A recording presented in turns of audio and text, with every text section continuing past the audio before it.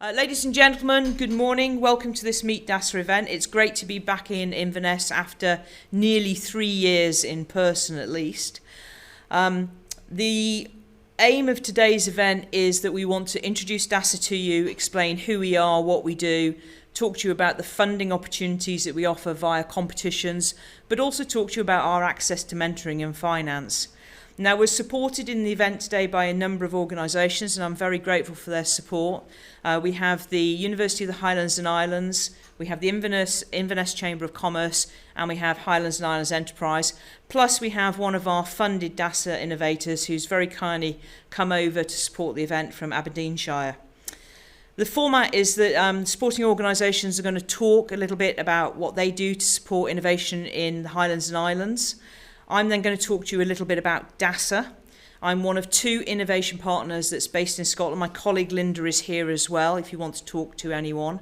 Also from DASA today we have Emily from our engagement team, so please have a chat with us later. After I've spoken, we're actually going to play a short video for you. So our colleague Anis was hoping to be here. He's from our Access to Mentoring and Finance team. He's also based in Scotland.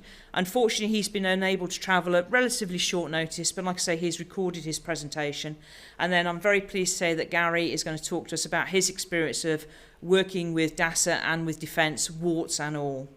We've included a short question and answer session if anyone's got any questions.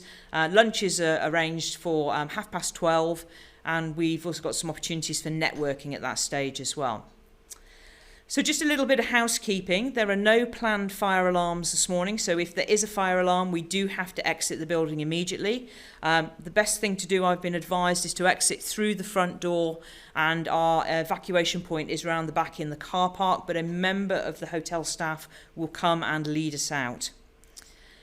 Without any further ado then, I would like to invite to the podium our first speaker. So Anna is going to talk to us about the University in the Highlands and Islands. Anna, thank you very much. It's just a simple left and right. Let me take that out of your way. No problem at all. Cool. Hi, good morning everyone.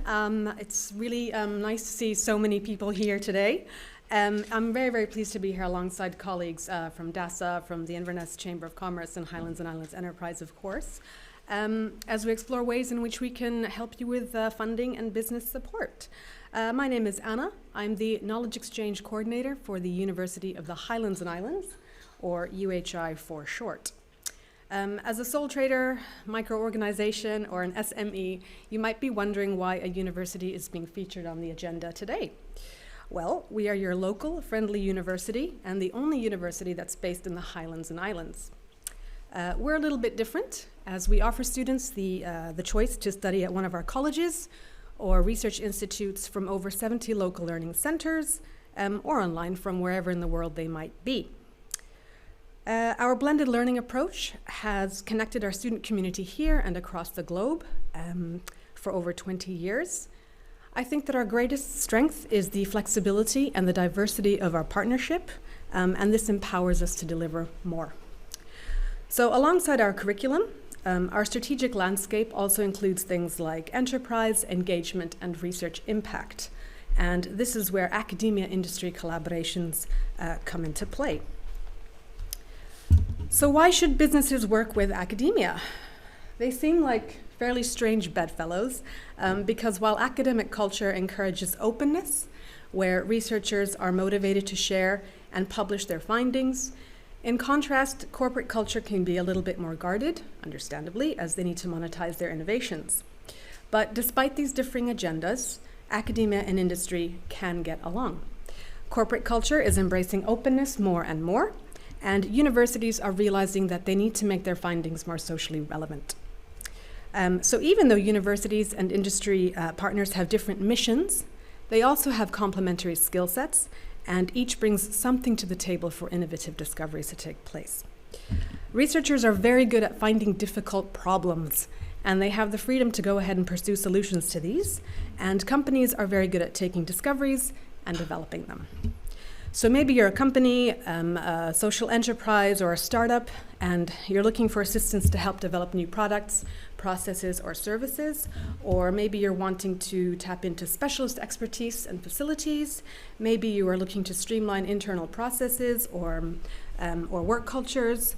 Maybe you're looking to make customer interactions a bit slicker. Maybe you want to digitize an aspect of your business. Maybe you're creating an eco-friendly product and you need help with testing the materials, or you might be after a feasibility study to inform the next stage of your project. Maybe you don't know why you're here today either, and that's okay. It doesn't matter what business sector you represent, because our academic expertise comes in a range of shapes and sizes. So UHI could actually be your ideal partner. So the ideal collaboration between a business and a university will deliver mutual benefits. For example, the business might develop a new product, a new process, or a service, while the academic can align their research into solutions that are genuinely relevant and beneficial. When they approach a university, a business is generally looking for access to brilliant minds, creativity, and maybe a different way of thinking. They sometimes want a partner, maybe to share the risk, or they may be after an independent academic validation for a new product. And many are also keen to get their hands on state-of-the-art equipment and facilities as well that might benefit their latest developments. And for academics, they welcome the opportunity really to see their knowledge and their insights materialize into an innovative new product, process, or service and solutions to real problems. They may also want to be able to use the collaboration in teaching, for example, to help get students ready for the world of industry, especially where innovation is required.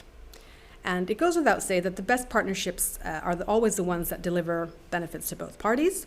And sometimes the first stage is just to find that symmetry. And the very nature of a university is that they can provide you with that objectivity, which enables both parties to be very open and honest about what it is that they're looking to get out of it. And so just by way of a little case study here, this is Orkney's first tea plantation. So this is a company called Norse Pilgrim Limited, and it teamed up with the Agronomy Institute in Orkney College to help establish its tea growing venture. I think the company is also looking to develop an island innovation center, so this was quite behooving to that, and I think it's based on Chappensay as well. So in essence, Peter helped to develop and design a special soil mix, and he also helped establish the pattern of tea growth in Orkney, which is pretty crucial to understanding how to grow the crop there. There's a picture of a polycrub, which I understand is a little bit like a polytunnel, but it's like a polytunnel on steroids because of the gale force winds up there. Right. So companies are sometimes surprised to discover the interest and the enthusiasm from academics to work with commercial organizations like theirs. Increasingly, academics need to be able to demonstrate the impact that their research has, and collaborating with the business to develop innovative new products, processes, or services can be the ideal way of generating real-world benefits from academic knowledge and insights. And academics, they're not only interested in the theoretical aspects of a project. You may well find that they care deeply about the difference it might make to the business, and of course to the wider public as well. Which takes me over to the next wee little case study example here. This is a project between a company called SwimWild and the Computing Science Department at Murray College.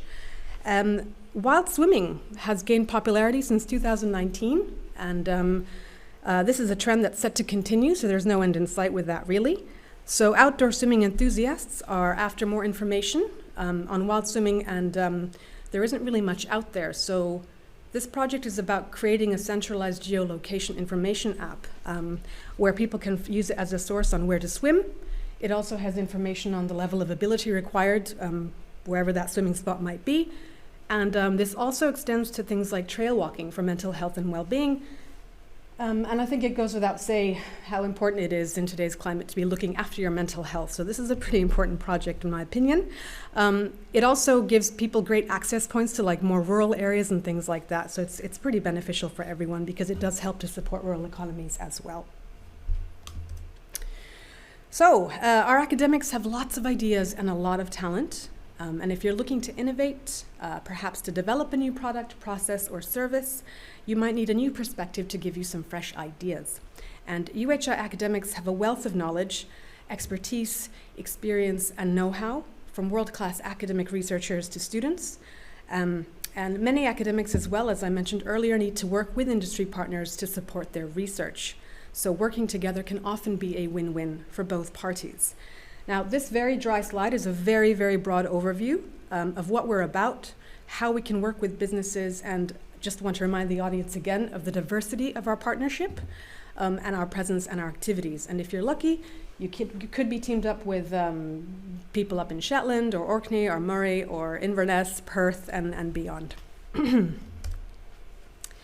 So nationally as well now, there's a real focus on productivity as well as a drive to bridge that knowledge gap and to support innovation.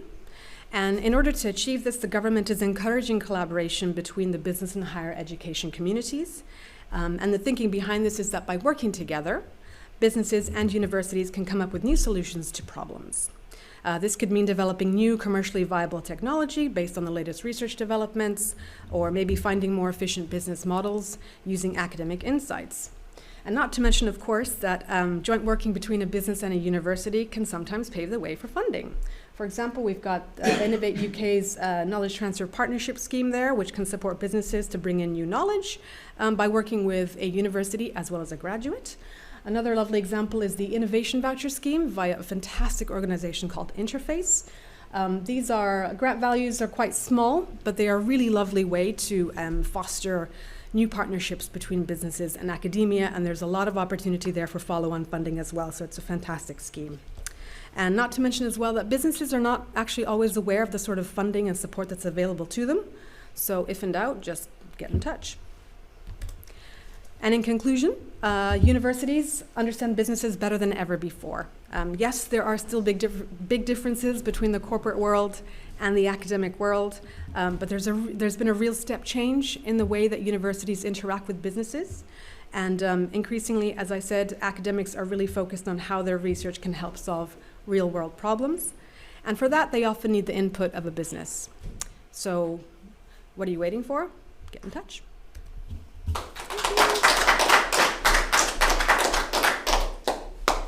Thank you very much, Anna.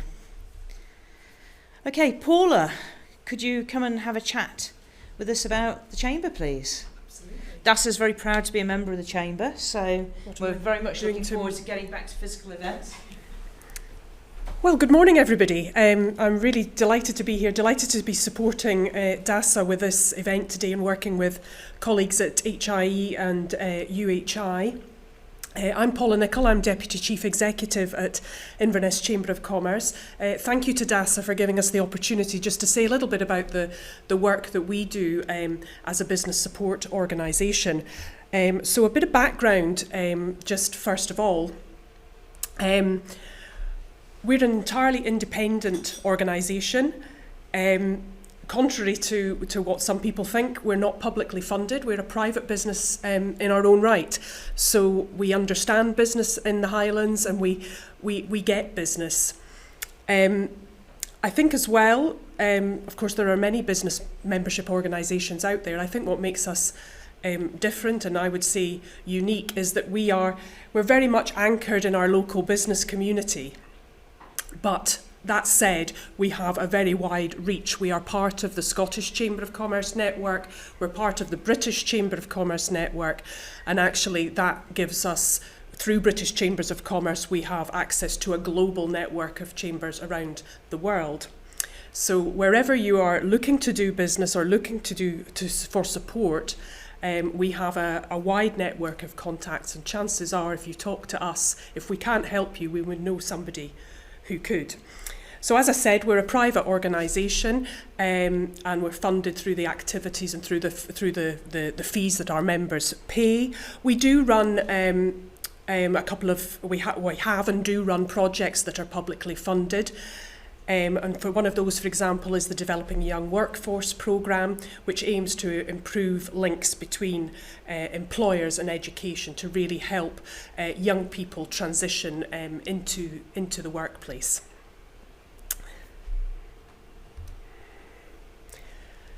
So we have a clear mission. We actively connect and represent businesses across the Highlands to support their growth. Connecting, supporting, representing is very much at the heart of everything that we do. But what does that mean in practice? We are a connecting organisation. We're a people organisation. It's the people in our organisation that enable us to do what we do. And a big part of what we do is actively connecting businesses to other businesses. Whatever you're looking to achieve, talk to us, and chances are we can connect you to somebody that can help. On a daily basis, we're facilitating introductions to between organisations that are looking to perhaps develop business opportunities together.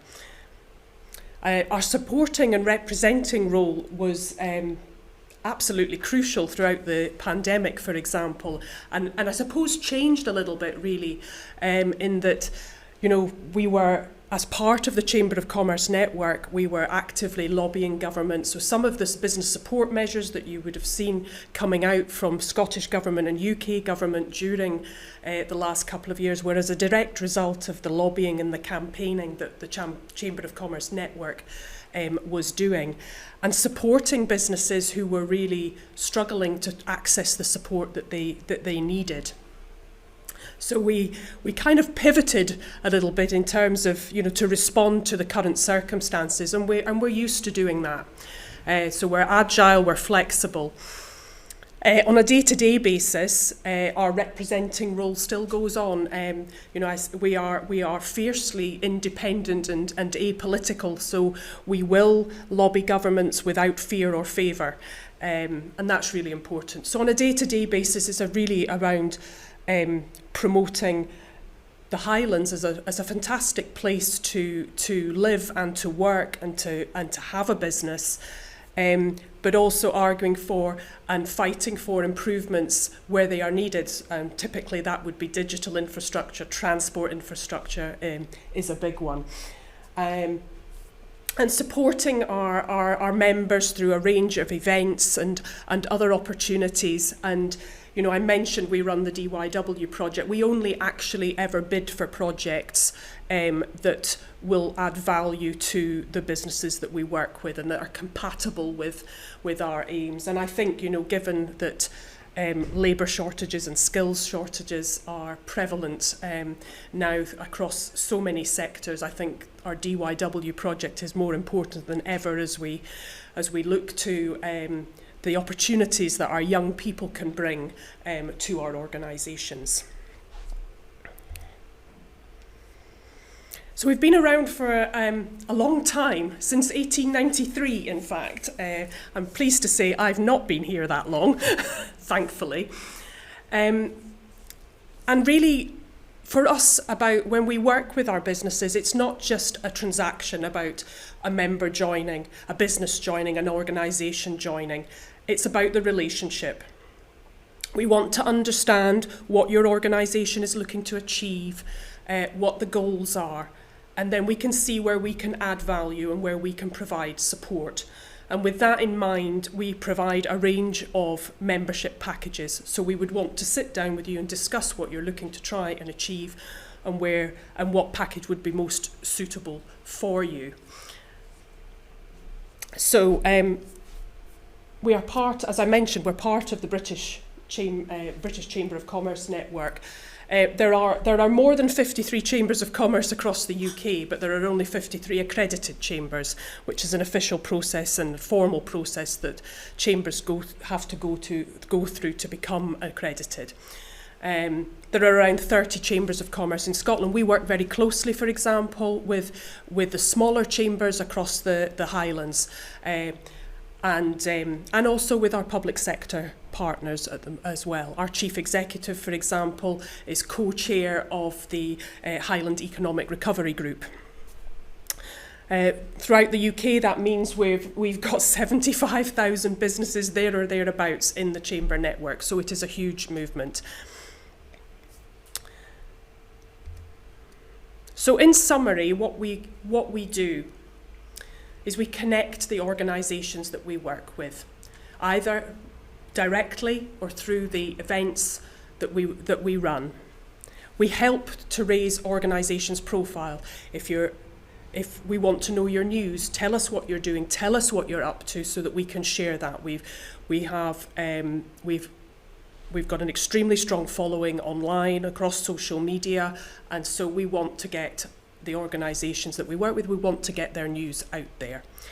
If you are trading globally, if you're trading overseas, whether you're exporting or importing, we provide a fully comprehensive international trade service, from documentation to training to technical support.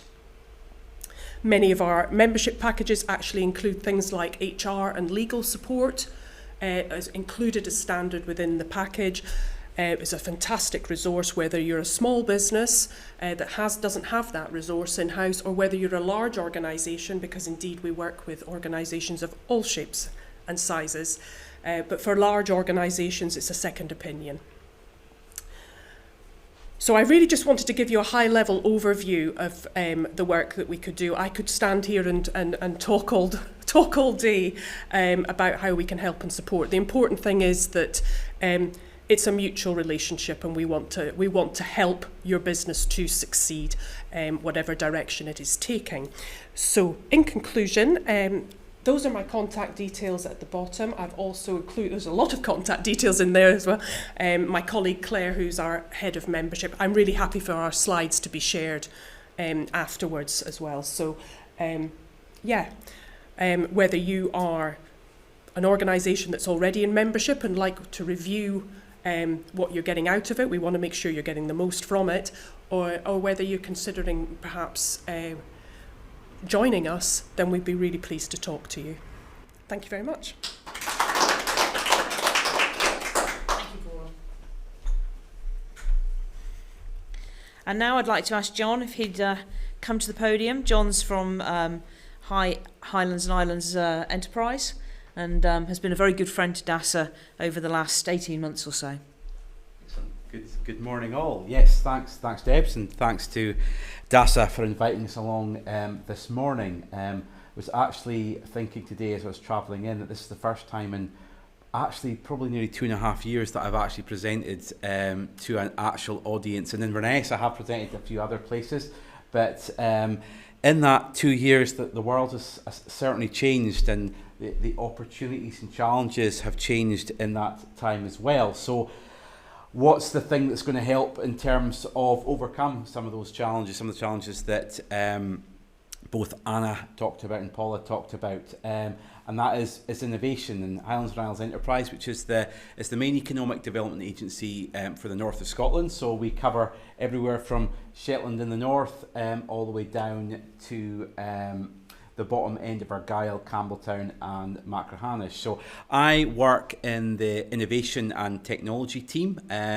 We've got, at the moment, we've got 3 members of that team, but we're looking to add to that shortly. So I just wanted to talk a little bit about some of the support directly that the HIE can do in terms of supporting innovation, supporting companies, businesses, even individuals moving forward, and also some of the organisations that we support and collaborate with as well. So just going to talk you through a few of the things that we do and the things that we support. As you see, I have a list there. I'm not going to go through them all, but we do cover both in terms of finance, advice, access to expertise, access on intellectual property. We work closely with other public sector and academic partners. That includes innovation centres.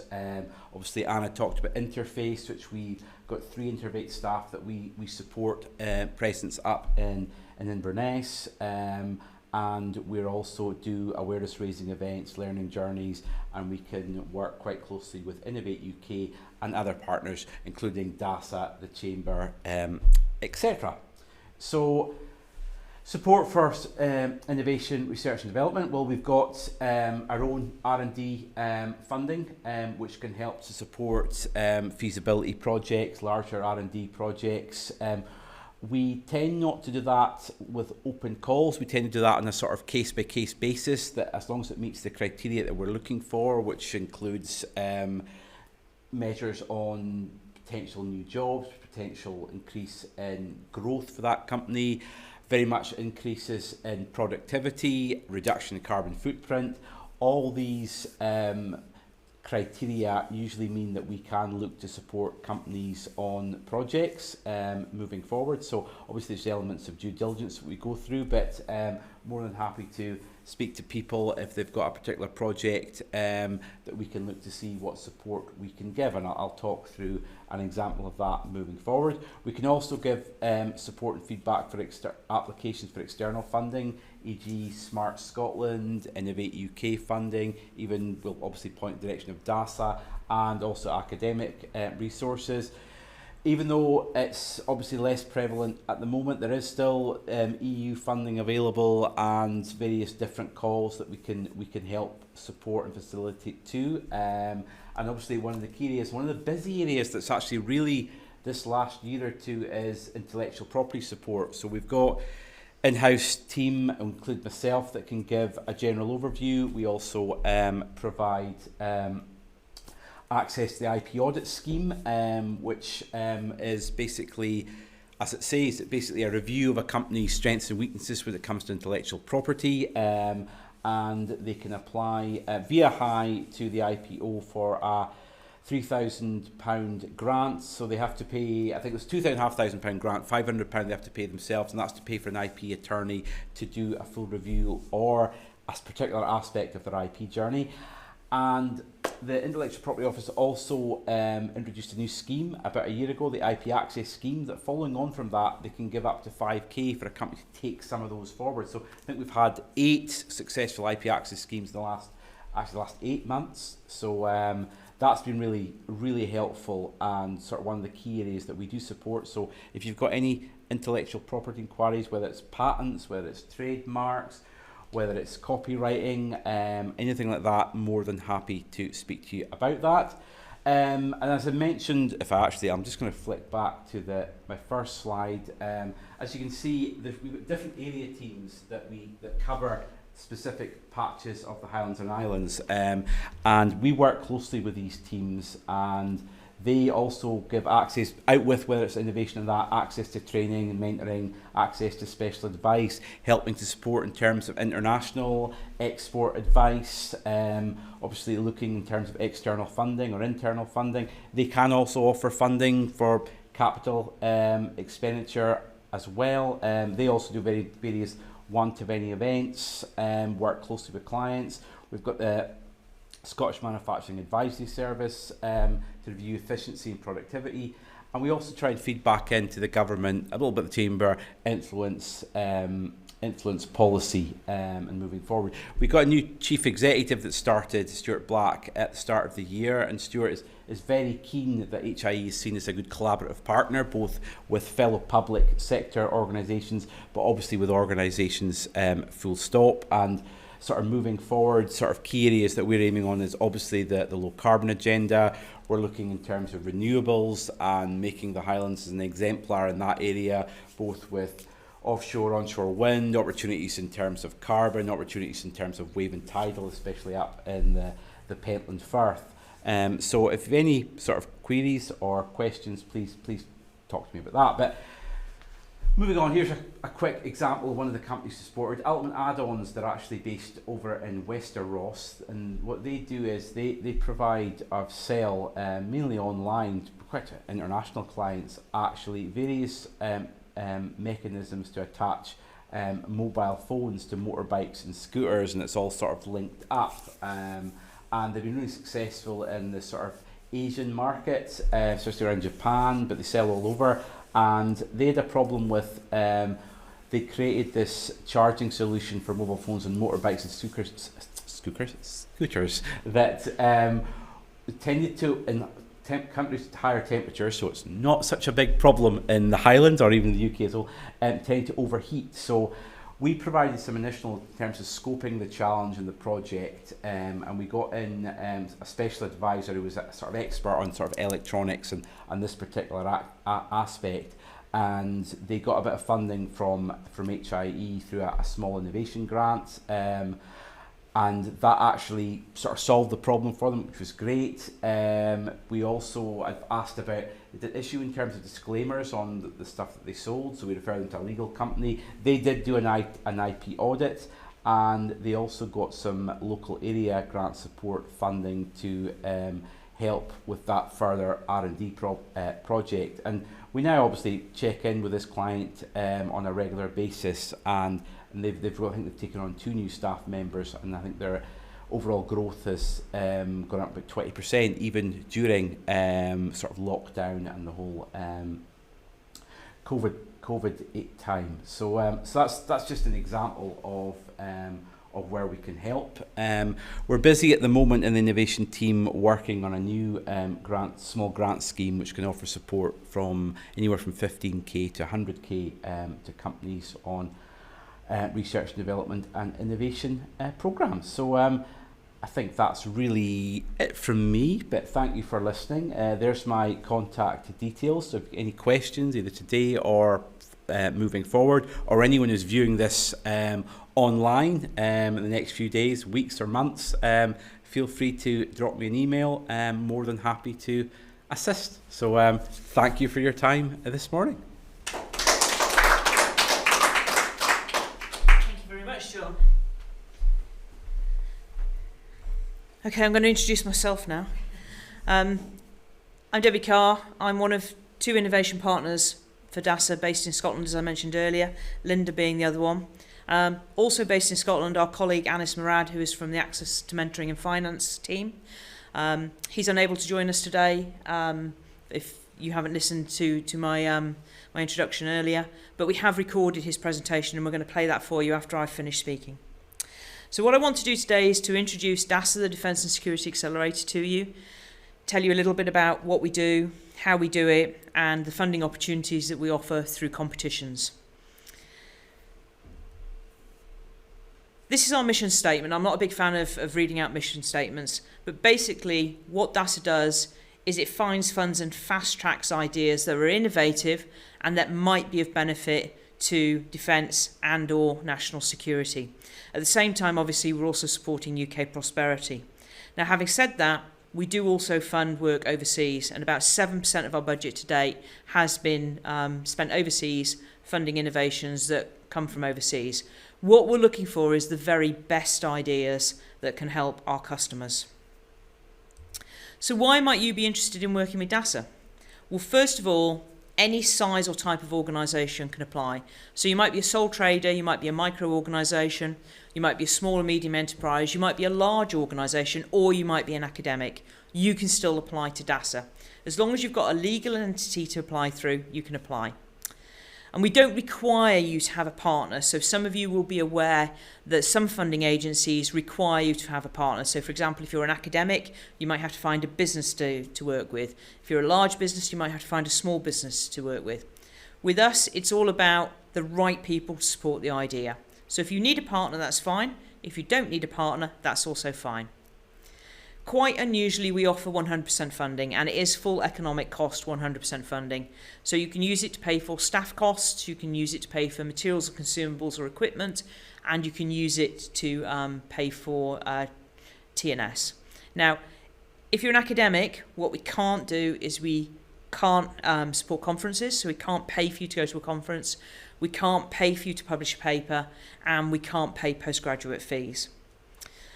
Your intellectual property stays with you. Our standard terms and conditions basically say that if your idea gets to commercial off the shelf, and if we're still interested in it at that stage, then we have a license to actually use that idea.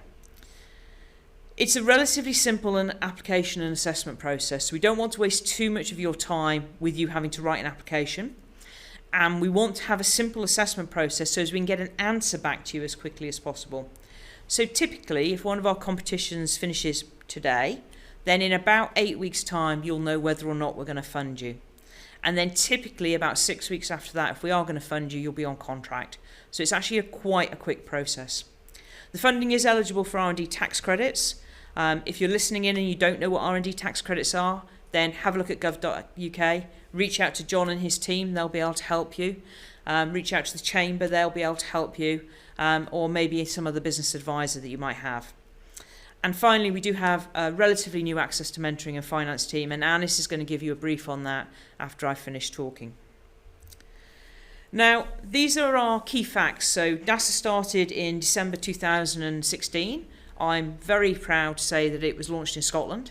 So we had a Scottish launch for DASA in 2016 in December. This is the latest data I've got up to the end of March this year. Now, I'm not going to read it out to you, but I just want to point a few things out. First of all, you'll notice that there are many more applications than there are innovators that apply.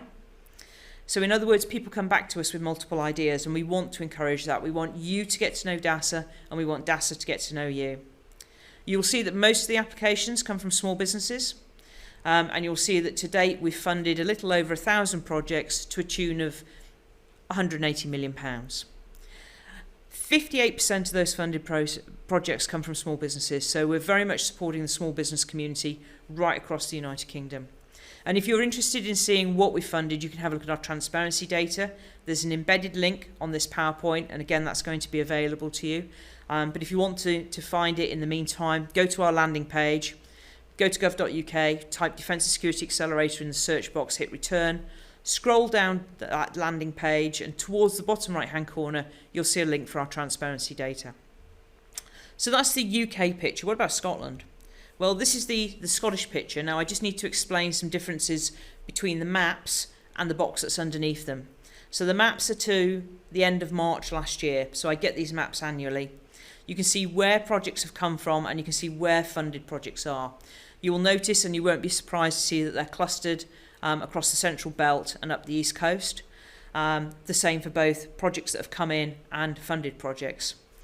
The big push for us to advertise across the Highlands and Islands, of course, coincided with the start of the pandemic. This is the first event that we've been able to hold this year in the Highlands and Islands, so it is great to be back in Inverness. The box underneath is the live situation as of this morning. I checked it just before we came into the room. So we've had 385 applications from Scotland, and we've got funding agreed for 87 projects at just a little bit over £15 million. As far as DASA is concerned, Scotland is punching above its weight, and that's a great thing.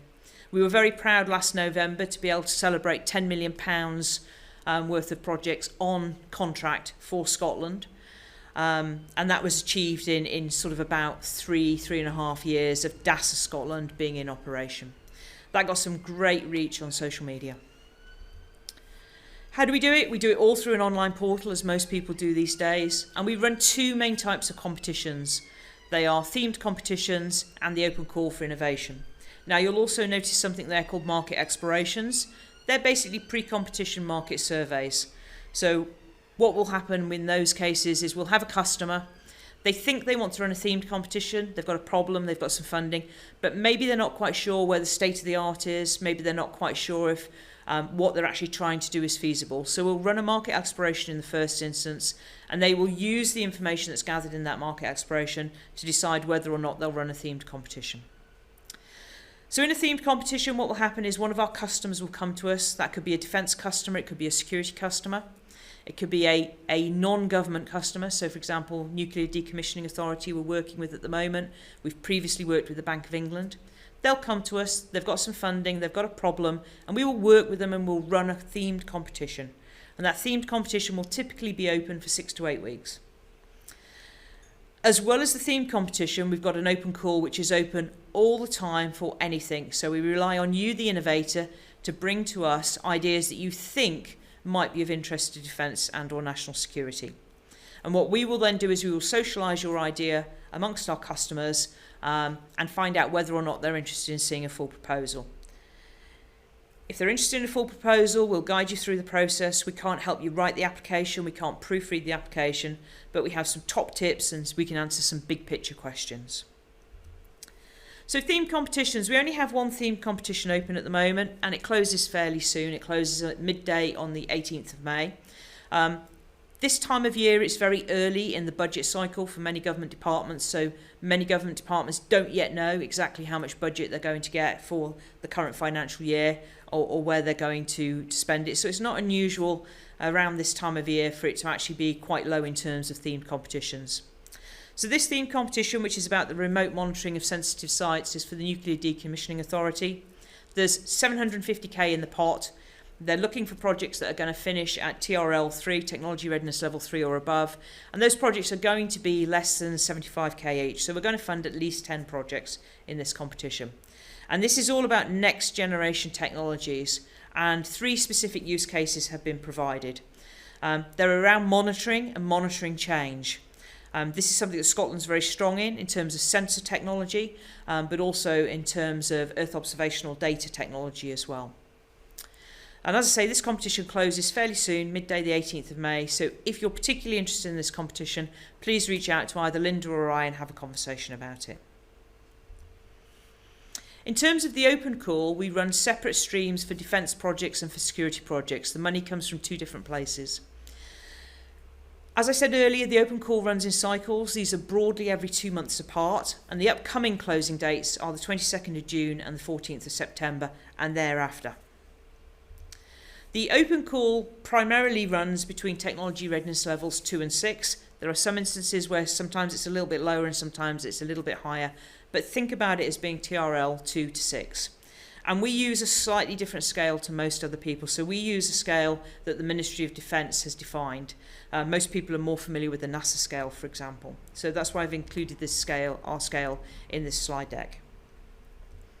Now, if you're interested in the open call for innovation, the first thing to do if you're in Scotland is reach out to Linda and I and have a conversation with us. And what we will do is we will advise you whether or not we're interested in seeing an innovation outline. So an innovation outline is our expression of interest, and they're very easy to submit via the Contact Us link on our website. So it's all done remotely. It's less than 1-page pitch. It's actually 500 words. So it shouldn't take a lot of your time to put together this 1-page pitch. Now, the system is automated, so as long as it comes from a Scottish postcode, it will immediately be put into my email box. What I'll then do, or Linda will, is we'll read it, we'll make sure we understand it, we might come back to you with some points of clarification, and we will take the 1-page pitch and socialise it amongst potential customers, asking them whether or not they'd like to see a full proposal. If they're interested in seeing a full proposal, then we move on to the next step.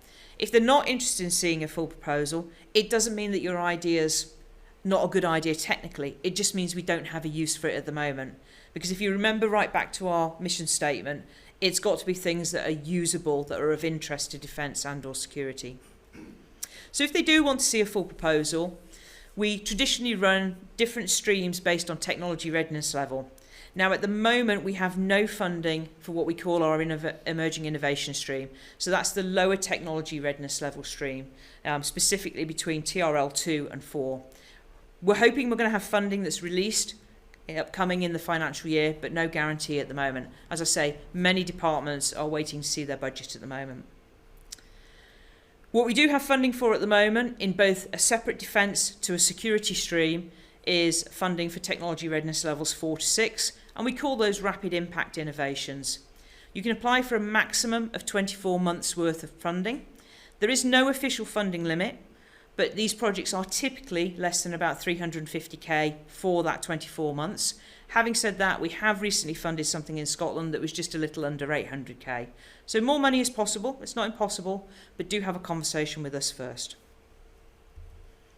Within the open call, what some of our customers have done is they've given you a clue as to the sort of things they're looking for.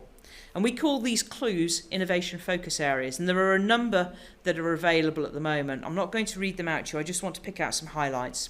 So the first 5 are the defence innovation priorities. So this is the frontline commands in defence have gotten together and they've decided what their priority areas are moving forward.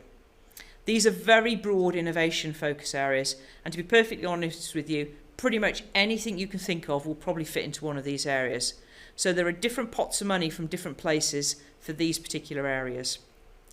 The next one, next generation wearable technology, actually finishes midday 22nd of June.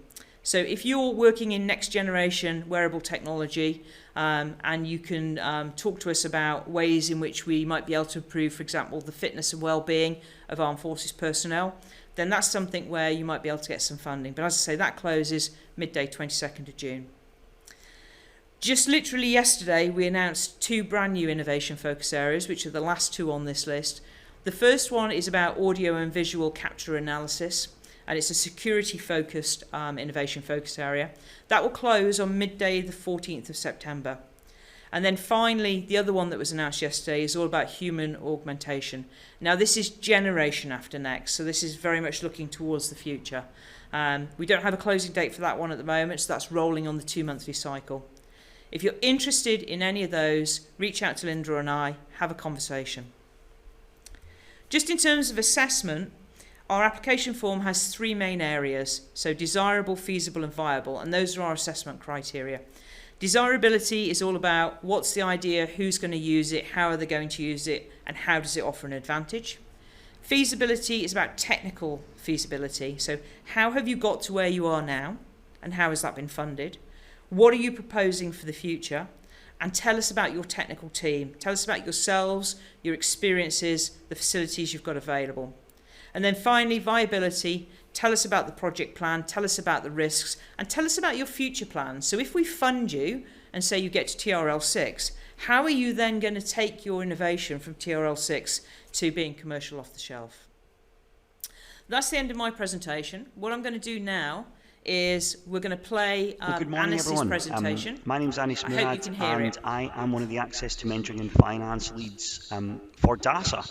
I am based here in Scotland, and I've spent the last 15 or so years working across the business growth, innovation, company support ecosystem, including many happy days up in the Highlands and Islands, working with businesses there and some of my friends and colleagues in the ecosystem who I would ordinarily have had a great opportunity to chat to today. So apologies I can't be with you. You will have heard from Debra around the funding that DASA has to offer and the way in which that can accelerate the development of the technology and innovation that you're seeking to take forward. Access to mentoring and finance is essentially about accelerating the business's readiness level at the same time as the technology readiness is being accelerated. Essentially what we're there to do is to give a company the best idea of converting their idea into an invoice through the provision of company support to give them the best opportunity to go to market and be successful when they get there. So I'll explain a little bit about the way in which we do that. Essentially, it kind of all started with the challenge why A2MF even exists at all. And the challenge isn't uncommon to any public sector provider, and it happens to be that DASA has the same challenge. Funding is available for R&D, but that doesn't necessarily result in pull-through of technologies and solutions to the market. So not all companies are actually able to bring their technologies and solutions to market. And oftentimes that's because they don't necessarily have the right building blocks in place as a company to be able to do that. And what we recognised within DASA is that there was greater desire for customers to see some of the pull-through of the solutions that we'd funded. And ultimately from UK PLC to see more of those solutions ending up in the end users' hands and for those products to go to market and ultimately reap commercial benefit for those companies. So we're trying to build businesses here. What did DASA decide to do? Around about 18 months ago, I came into post along with a bunch of other colleagues across the rest of the UK to create a business growth and venture building service within. Well, we essentially do 3 things. Our strapline is that we're there to build the business behind the innovation. But these are the kind of core services that we offer. Firstly, we provide bespoke support and guidance to DASA-funded organisations, but also we're happy to have conversations with organisations who are yet to be funded by DASA, but have an interest in commercialising within defence and security. Those organisations will receive a dedicated access to mentoring and finance partner. In Scotland, that's myself. And we're there to do kind of key elements of business growth support. One of those is around market readiness. And these are the things that you would expect around market readiness. So what's your value proposition? What does your competitor landscape looks like? What does the stakeholder map look like? What does your supply chain look like? Is your team the right sort of team to be able to take your product to market?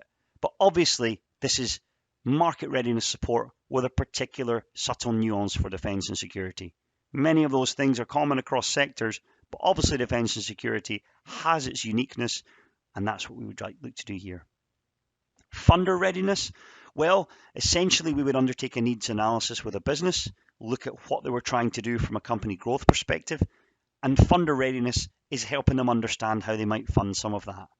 So thinking about equity, for instance, or venture capital type funding, what the mechanics and dynamics of that might be, providing some support around how to pitch and pitch deck review, perhaps even brokering introductions to investors, which I'll come on to in that second pillar.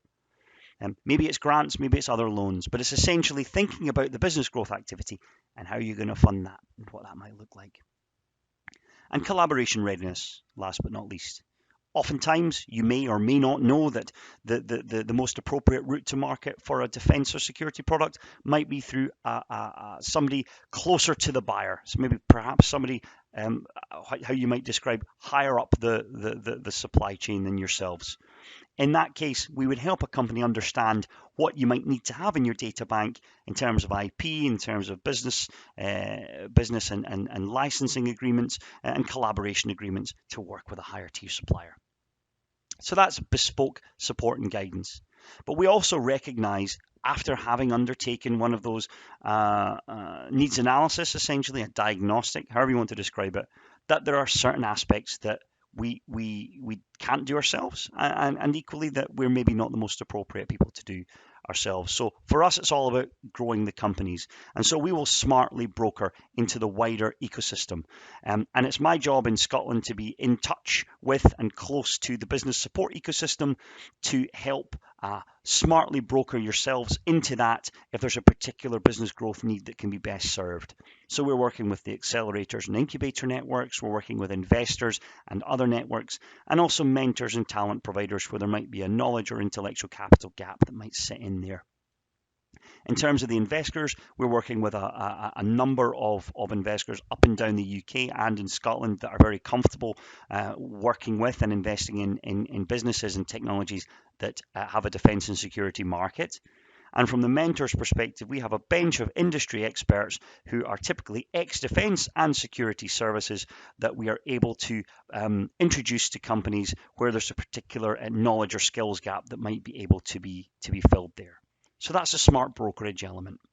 Last but not least, we're there to see what we can do from a business growth funding perspective.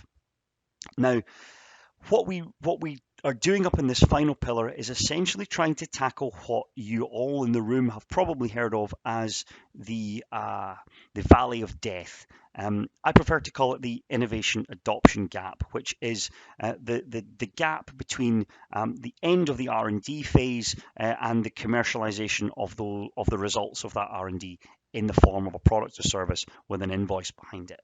And what business growth funding through this service is there to do is to plug that gap. So we have three particularly interesting funds, having secured finance for the next 4 years for these, starting with the Defence Innovation Loans. Defence Innovation Loans is a sort of SME venture debt type mechanism.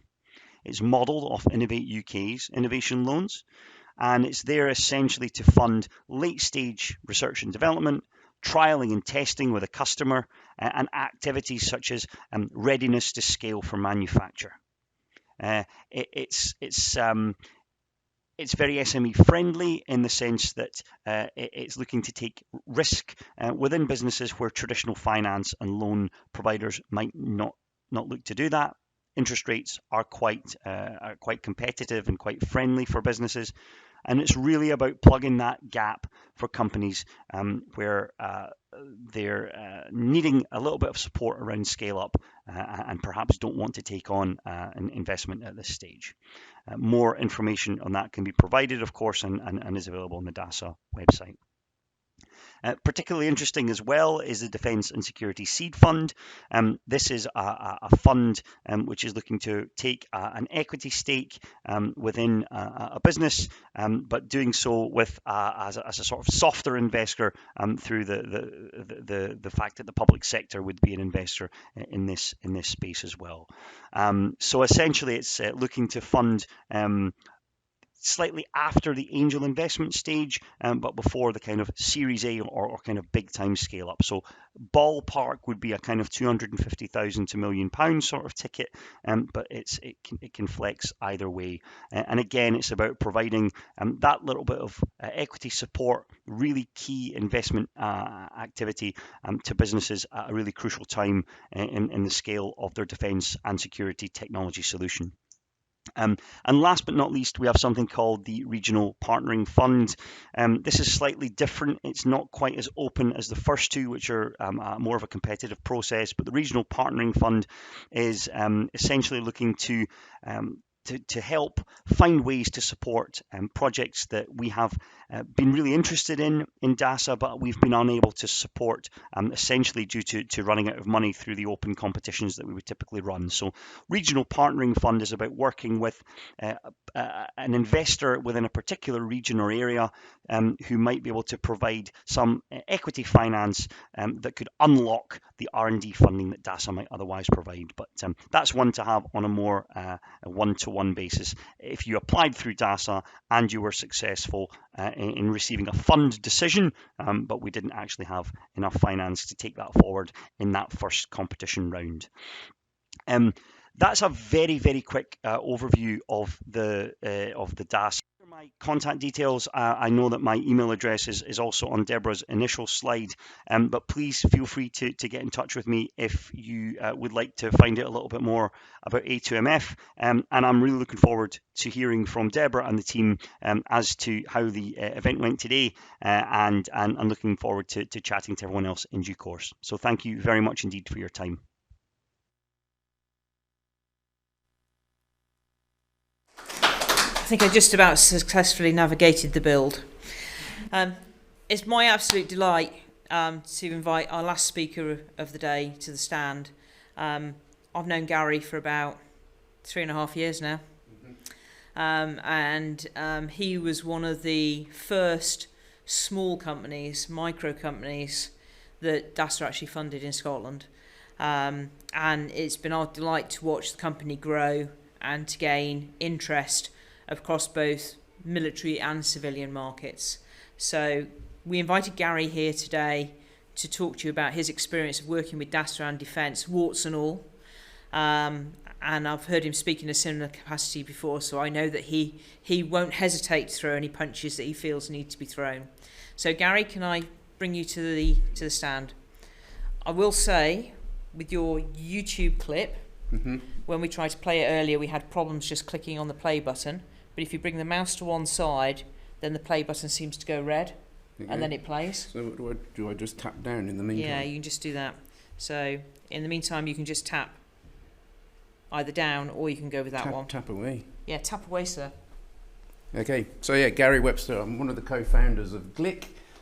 We set up in 2016, same time as you guys apparently, and we've been at it ever since. And what we've invented and developed is what we now call a smart hitch, which is an autonomous method of connecting a vehicle to a trailer. And we had absolutely no clue that it would have a defence application when we started on it. It was an annoyance, a personal annoyance, that I had to always connect my daughter's horse box, and it was always in the rain, and it was always a pest. So I came along, I don't know, 3.5 years ago, to a meeting such as this in Aberdeen. It was really addressed at the oil industry in Aberdeen, I think, and I sauntered up to Debra at the end of the meeting and said, I don't work in the oil industry anymore, but I've got this crazy idea. Debra took it forward, and within days of me providing a very primitive prototype video, said, put in a proposal, there's some interest in the army. And the reason there's interest in the army is because the army are trying to remove people from the logistics supply chain to frontline troops. And if you take a trailer to the front line but still need a person to disconnect it, you've kind of wasted your money on your autonomous vehicle. So that's how we ended up with a contract with DASA. So this is a much slicker little video we've got of our caravan horsebox version, if you like. And I'll just show you, just so you know what it does. And by the way, this was developed by a postgraduate student from Aberdeen University. He did a fantastic job for us.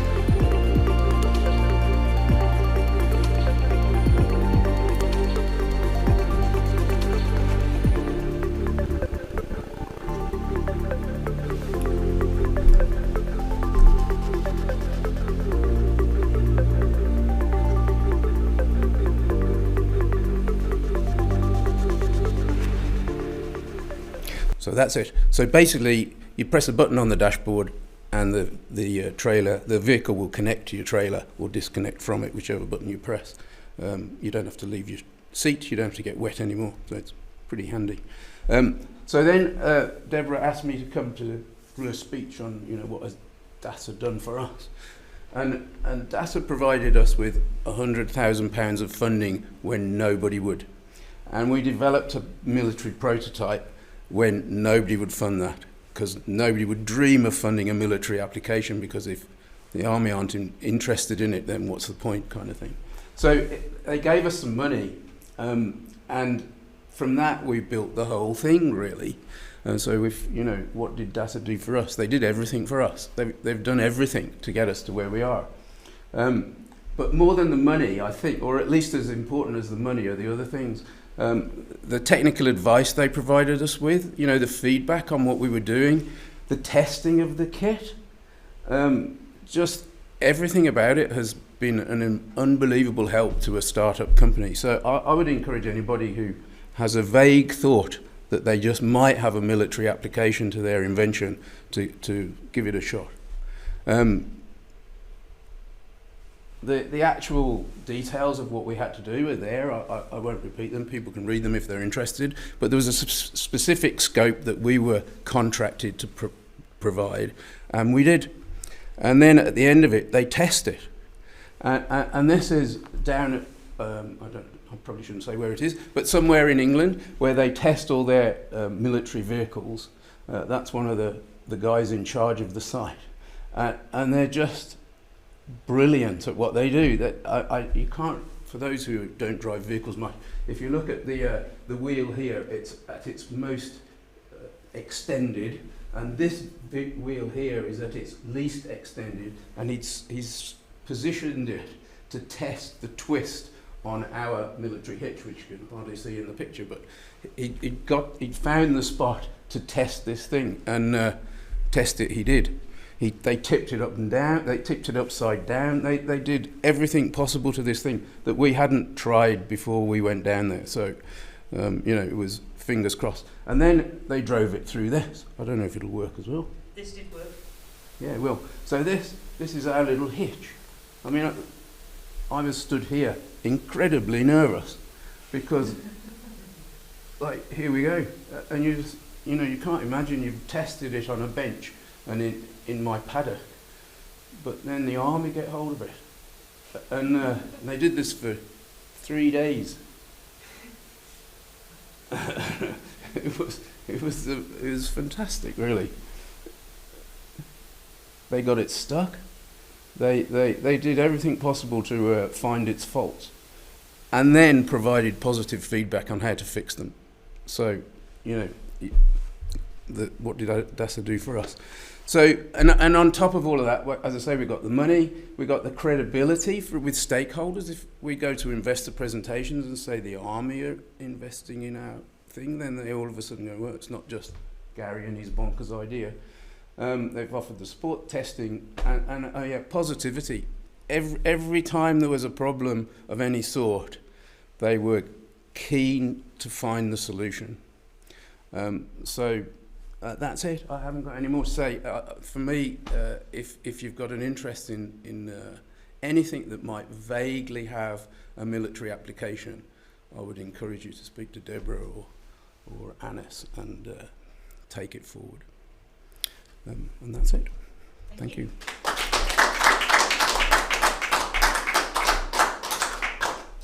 often wondered where Glick came from. I never knew. So Glick is Gaelic for smart. And it's also, when I was Googling for names, it's the one of the Aboriginal languages, because my partner lives in Australia. I've got a Australian connection. One of the Aboriginal languages has a word Glick, which is possessing magical powers. I like it. Ladies and gentlemen, that is the formal end to today. Obviously, all the speakers are here if you want to ask any questions. We have some lunch arranged, which is in the main restaurant. Is that correct, Emily? Yes. Yeah. Okay. So we can trot down there, grab a bit of lunch, do a bit of networking. I think there's a couple of people who want to chat one-to-one. That's absolutely fine. We're available. There's a very soft finish this afternoon of around 3 o'clock, but obviously if people need to shoot off, that's no problem at all. It just remains for me to thank the 3 supporting organisations and also Gary for talking to today's event. I've really enjoyed myself today. It's been great to catch up with people and to learn what the latest things are that are happening with all the organisations, because everything has changed so much. So thank you very much for coming, and let's go and grab a bite to eat, eh? Thank you.